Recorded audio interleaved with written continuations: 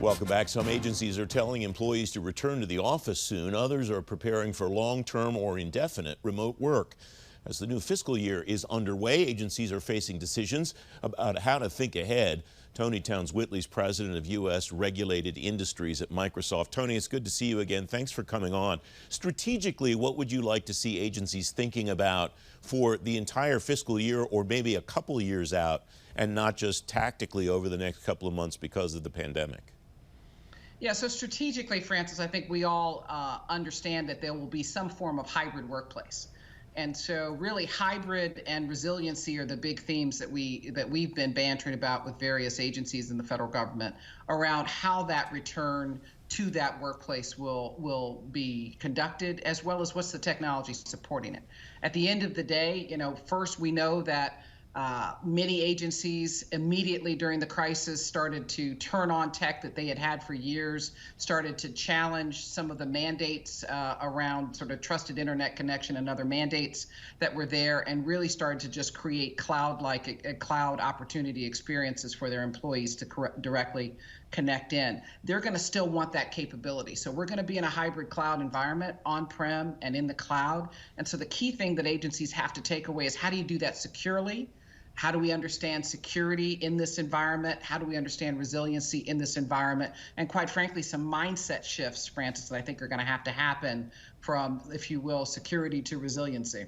One of the themes that I'm hearing from practitioners across the government over the last couple of months, Toni, is a kind of a different dialogue, or different names for stuff. We're not talking about IT modernization so much anymore as we're talking about digital modernization. From a vendor perspective, what do you think that transformation means? Well, look, it's a combination of understanding the role of a platform, the platforms that government uses to build capability, to build its own sort of applications and systems, as well as to adopt and adapt the state-of-the-art capabilities that exist in the commercial market. We're starting to see this conversation around, how do we provide digital services? How do we do that with digital fluency, which means the skilling of all of the government employees to really understand how to leverage these new tools. And quite frankly, the most significant conversation has been around zero trust. How do we do this in an architecture that doesn't assume any trust, that only creates security based on roles and access to various systems? That's the shift that we see happening in sort of the modernization of tech. Another shift that I'm seeing is a tremendous interest, if not actual execution yet, although there is a lot of execution around automation. What's the convergence of a lot of these pieces, Toni?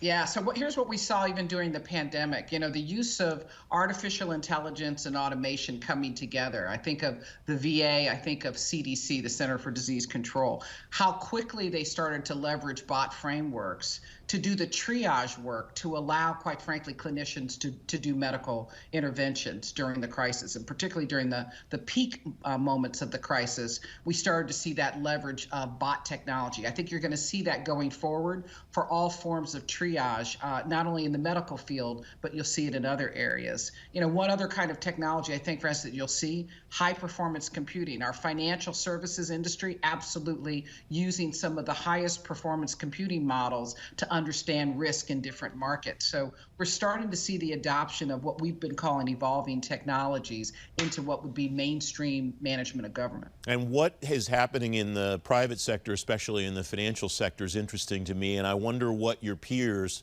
presidents and vice presidents of various other sectors around the world for your company, are telling you what they're seeing that might be useful to the folks in the federal government, Toni. Well, one of the best examples that I can give when I think about the financial services industry, and it connects to our federal government in terms of the CARES package and all of the infusion of capital that was instituted through the government packages.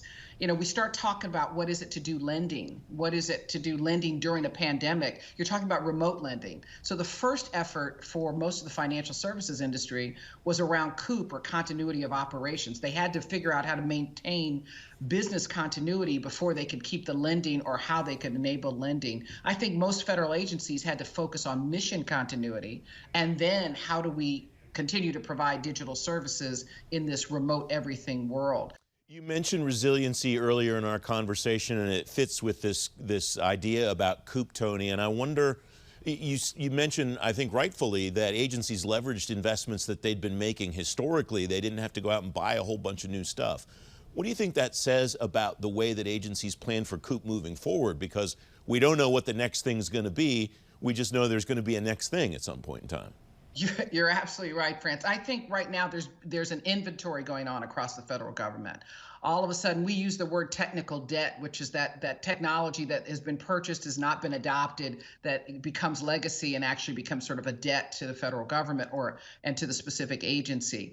I think there's an assessment going on where we're looking now to say, hey, we've purchased all of this capability. How do we adopt it? How do we make sure that it's in full use, but also how do we now build in unique digital capabilities that are needed for the specific agency itself?